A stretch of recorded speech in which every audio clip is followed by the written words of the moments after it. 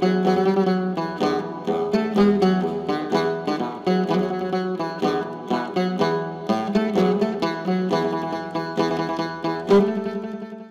again, this is Tom Nickel, speaking to you still from San Francisco. I'll be leaving for Phnom Penh tomorrow, and this is the third episode of this, I guess I'll call it a podcast, that I'm now into. I have a feeling I'll look back on those first two episodes and feel pretty embarrassed. Maybe I'll look back on this one and feel pretty embarrassed, because I feel like I'm still just finding my voice. I listen to a lot of other podcasts. I know what it is in a podcast, not just the content, but kind of the way the people are able to project their personalities that makes me just want to listen to one day after day. And I know I have not hit that yet. I'm not even sure that's my goal. What I really believe is that my goal is that writing about things and talking about things is a way I help organize my thoughts, make sense out of my experience, figure out what I'm going to do next, all that kind of stuff. And so I thought I'd take one more crack at speaking before I leave for Phnom Penh on this project. The project itself, I think has some interest. I'm working with an arts organization, working loosely, I should say, with an arts organization there, a really prominent arts organization in Cambodia called Cambodian Living Arts. Their backstory is fantastic. I've spoken about it in previous podcasts, and maybe I'll speak about it now. And I'm playing a really minor role, helping them figure out ways that certain kinds of new media, in particular 360 videos and VR, might play a role in some of their future. So that's what I'm doing. And I realized as I've been organizing my thoughts and talking about them, that the project itself for me is in a kind of a personal context of the fact that I'm in the phase of life that I'm thinking of as after work. Not the after work like 5 o'clock when the time finally gets to be your time, but the after work that I'm not in traditional employment anymore, although I'm still just as active. I don't know, I don't want to say more active, but certainly just as active as ever. So I kind of avoid the word retirement, not because there's anything inherently wrong with retiring from active involvement in things. And I understand that plenty of people reach a point in life where that's what they want to do, and I expect I will too. I expect it'll be a gradual thing. Right now, I actually feel full of energy. I've got time, I've got some resources, and I've got some savvy still. The cognitive decline, I'm sure, has done something to my white matter. But so far, my brain seems to be working pretty well. So I get to have this kind of early after-work years experience of doing a project in an area that I know something about, that I have a passion for, new media development, off in an exotic location, and making new friends there, and feeling like, in the time-honored phrase, that maybe in some small way I'm making a difference. And there aren't a whole lot of organizations here close where I live in the Bay Area who are lining up to say, gee, Tom, we'd really like you to come and give us the benefit of your wisdom and help us figure out how we can incorporate some of these new media technologies in our future. Well, there is someone in Cambodia saying that. So that's what I'm going to do. And one of the reasons that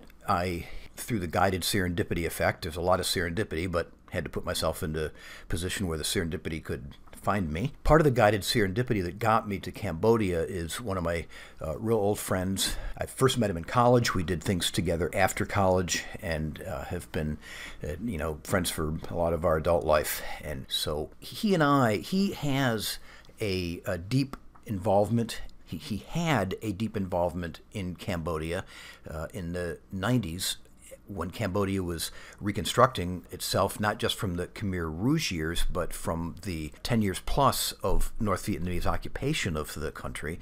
So it was, quite a period of time that there wasn't, in some sense, a functioning Cambodia in terms of normal civil society. And not too many years after that, one inspired young man, Cambodian, who had been adopted into America, came back to Cambodia, started finding some of the few surviving artists, because artists in particular were singled out by the Khmer Rouge for killing, to see if he could find any that had disguised themselves one way or another and had survived, so that he could put them together with young people and teach what they knew, and the traditions wouldn't be lost. And my friend Al was involved with Arn Chornpond doing this for a number of years, and some of the most meaningful work I'm sure he believes in his life, if not the most. And we went back for him, first time for me, to Cambodia about a year ago. And that's where I was able to start showing people at Cambodian Living Arts the possibilities of 360 video. And then I made a trip in the fall, only a couple months ago. I was there for a month, learning a lot more about the tech community, the media environment, the kind of world that Cambodian Living Arts operates in as a basis for figuring out, again, within the world that they live, the infrastructure that's there, what's realistic for them, and VR 360 video, the kind of thing I'm talking about. And now I'm going to go back, and I have some ideas about that, and that's what I'll be talking about. Anyway, I spoke on the phone with Al yesterday, and kind of in the course of that call, the main kind of big picture things I'm thinking about personally, surfaced. So I thought I'd use them as a little framework for this last podcast I expect that I'll make before I take off tomorrow.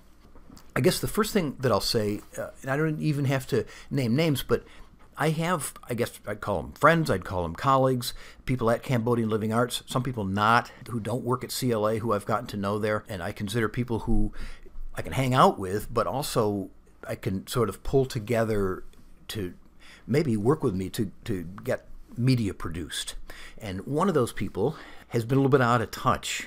He's kind of a key person in my plans, and I've sent him a couple of emails and texts, and I haven't heard back. And that's a thing. We've all had that experience of someone not responding the way we thought they would to an email, and so we start to make all sorts of projections about what it might mean about them, and at some point you start wondering, did I say something wrong, and how long do I have to wait before I can try something again? Maybe he just missed it, but I don't want to be pushy. It's a tricky thing, something that has happened to all of us more than once, and we probably don't talk about it all that much, and maybe that's one reason I'm talking about it now. But one of the reasons I'm sort of saying this without a more somber tone as I'm relating it is that just this morning I got up, and there's a 15-hour difference. It's really an annoying difference between Cambodia and where I am, the west coast of the United States. So as I'm getting up, say at 8 o'clock in the morning, it's getting to be 11 o'clock at night over there. But people could have sent me stuff while I was sleeping, and in fact there was a Facebook message, and I apologize, he said, for being out of touch, and I'll get in touch with you tomorrow. When are you coming again? We'll see you soon. Well, it didn't answer all my questions.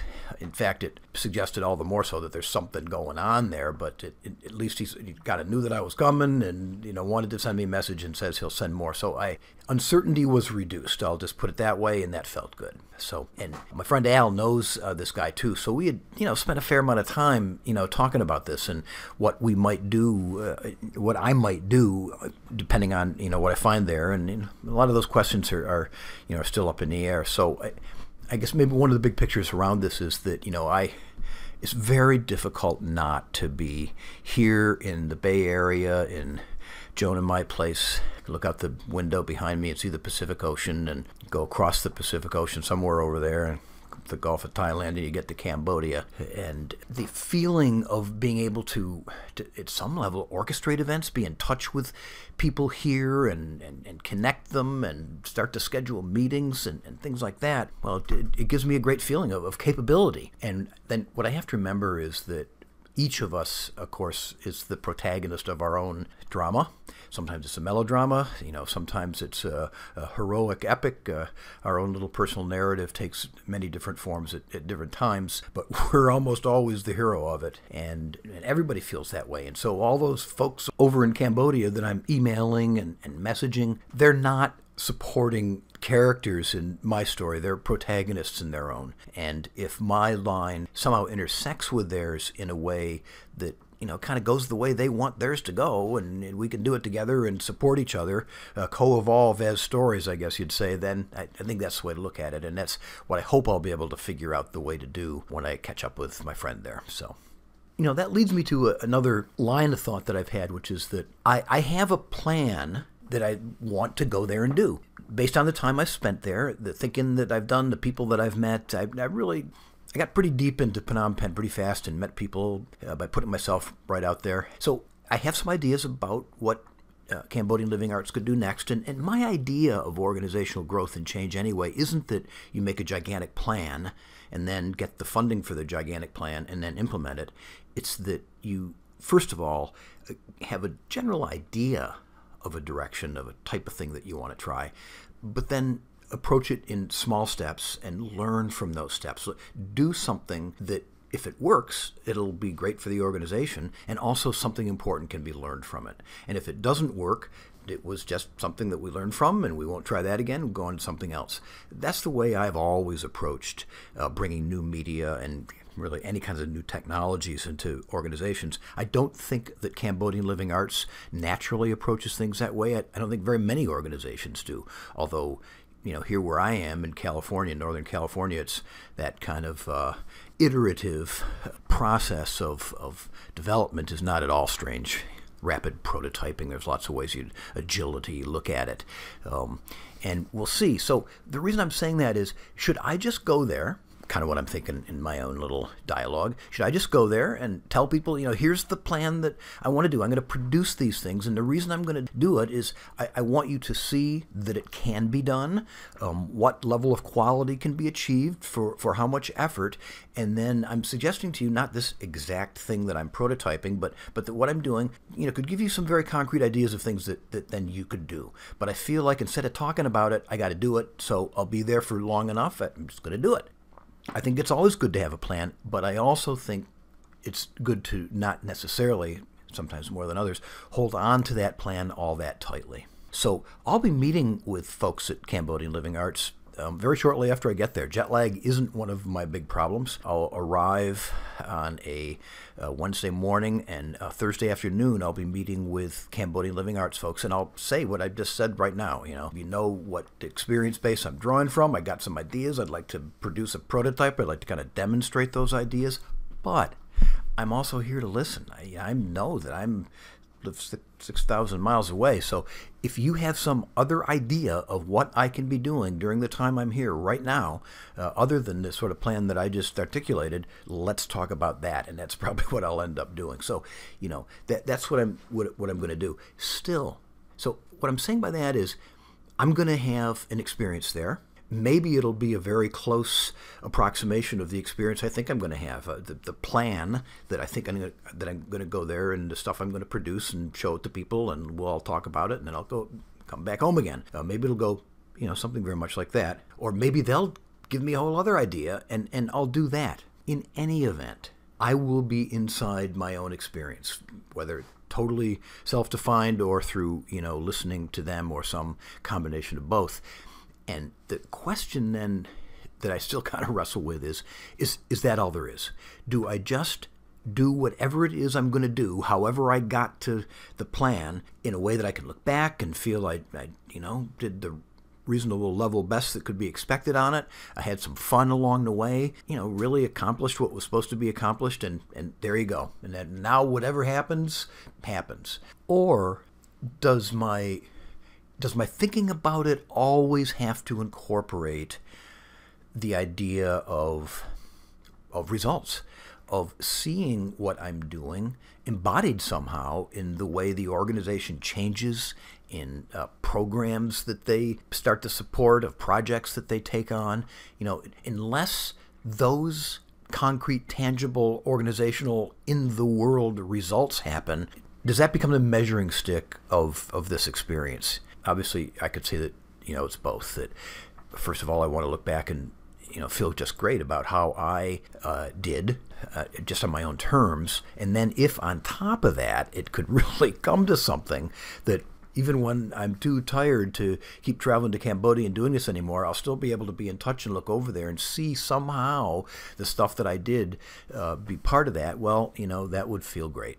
Which also leads me to that whole question about, am I doing this because it seems like a really worthwhile thing to be doing in the world? It makes it really leverages my assets.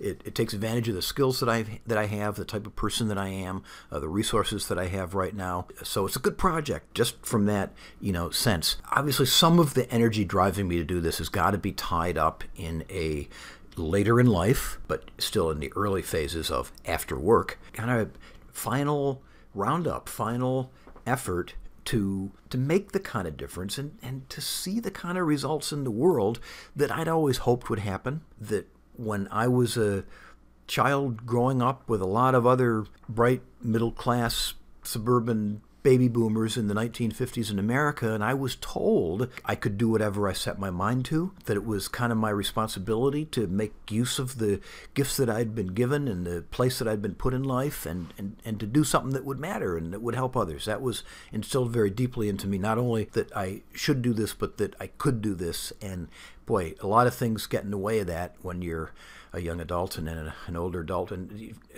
a middle-aged adult, and now you hit this point and right, that. So how much of it is this is Spider-Man, my powers are awesome, so my responsibility is great, and boy, does it ever give me anxieties. That's not really what I'm saying. In fact, I don't have any anxieties. I know that I am in an unbelievably lucky position to be able to have the health and the resources, and I guess you put those together, and maybe the desire springs from that, to have this kind of an adventure. And if partly it strokes my little personal ego because it makes my personal story more fun, on my own definition of fun, then so be it.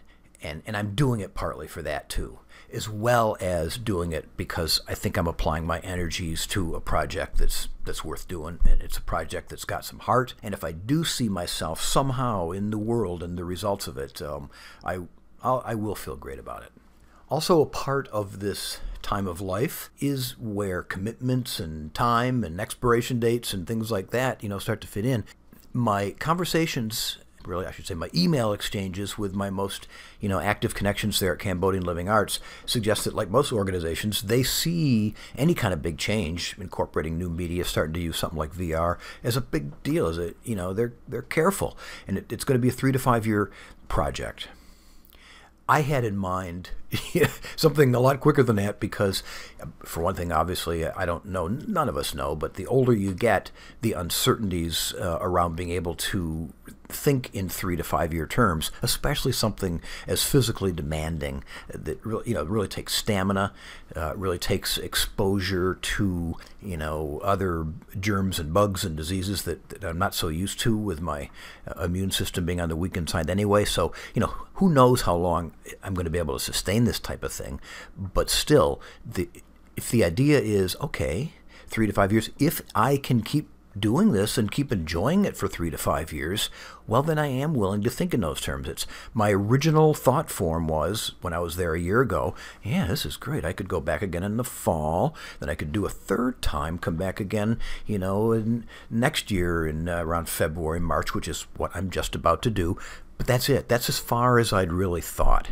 And depending on how, the tenor of things, of course, I'd like to be asked. I'd like at some point a very clear and explicit statement on the part of people there that just says, this is being really helpful. We know that you can't sign a contract and make a firm commitment, because who knows, but we appreciate that you're willing to be with us for a longer haul, and we really want you to be. We're asking you to be part of this growth process on our part. I don't know if it's ever going to be that explicit. I feel very welcomed. Whenever I say I'm coming, they're like, oh yeah, we're so glad you're going to be here, and let's meet and talk about things. So I know I'm welcomed, and that's I'll just probably have to just keep showing up, and we'll figure out each step at the time. I think that's kind of how it's got to be. So I am now one of the big things that's going to be on my mind as I'm there isn't just, okay, what should I be doing? Should I be doing the plan I came with, or should I instantly pivot to some new way of looking at my time based on what they're telling me right now in my initial upfront meeting?